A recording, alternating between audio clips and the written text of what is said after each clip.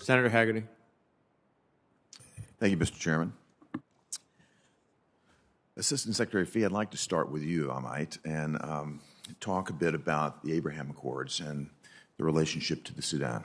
I think, as you know, the U.S. significantly advanced efforts to normalize relations between Arab nations and Israel with respect to the Abraham Accords. In fact, 4 Arab nations signed up, including Sudan, who joined in January of 2021.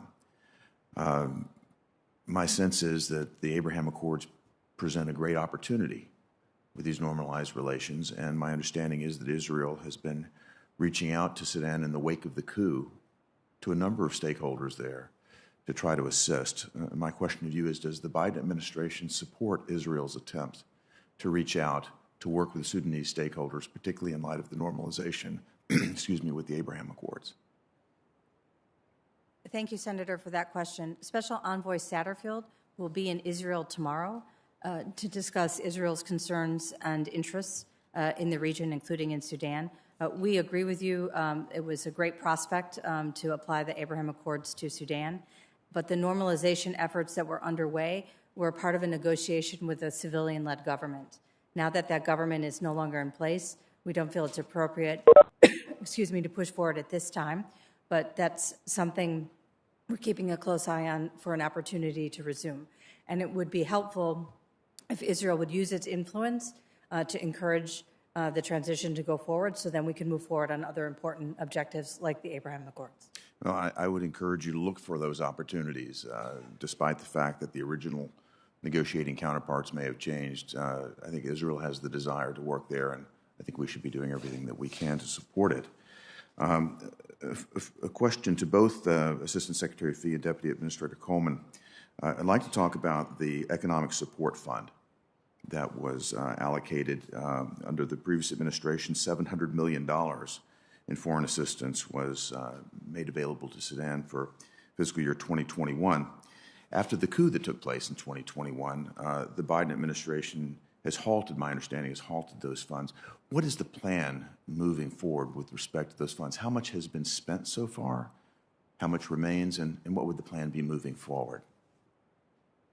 Thank you, Senator. So of the $700 million, we have looked to program $108 million of that over the course of the coming year. Much of it towards promoting and enhancing and strengthening civil society, but also in standing up more agricultural livelihoods work outside of the government. So all of that money is being spent outside the government. None of it is being spent with the government. We paused all of our programming and took a look and decided that there were a certain set of activities that we could continue outside the government.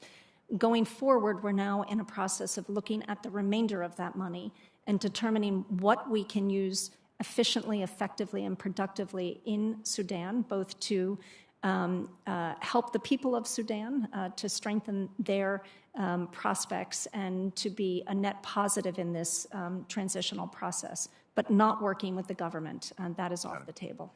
And if I understand correctly, then 108 of the 700 has been programmed, so you have a rather large balance left that you can continue to work with there. Well, I appreciate your business-like approach, as we've discussed in the past, in taking this in a stepwise fashion and making certain we get the most effective usage of those funds. Assistant Secretary Fee, can I come back to you now again to talk about Russia's efforts to strengthen their geopolitical foothold in Sudan? As you know, Sudan's a very strategically well-located place when you think about their access to the Red Sea and Russia's desire to continue to build their relationship. They've got a strong economic relationship, diplomatic relationship, military relationship with Sudan. In November of this past year, 2021, General Burhan recommitted Sudan to the naval base deal that they struck with Russia to build a base there in Port Sudan, right there on the Red Sea.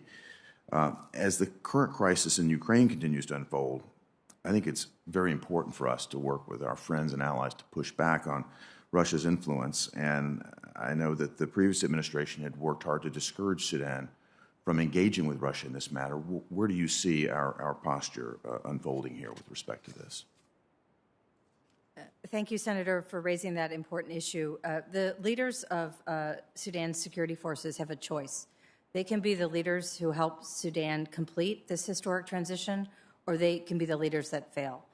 We want a Sudan that has a partnership with the United States and with our like-minded partners in the world, and not with Russia. Russia is the old Sudan, and our efforts are designed to help Sudan, at first, for its own sake, reach democracy and prosperity, and secondly, take up its rightful role on the continent and in the international community, and that includes working with partners like us. So that's undergirding our approach to this problem. No, I appreciate a very keen eye toward this. We know China's presence in Djibouti. We understand Russia's presence here. I think the strategic value of Africa is very clear, and a very concentrated focus on our part to do just as you say will be necessary going forward. Thank you. Thank you, Mr. Chairman.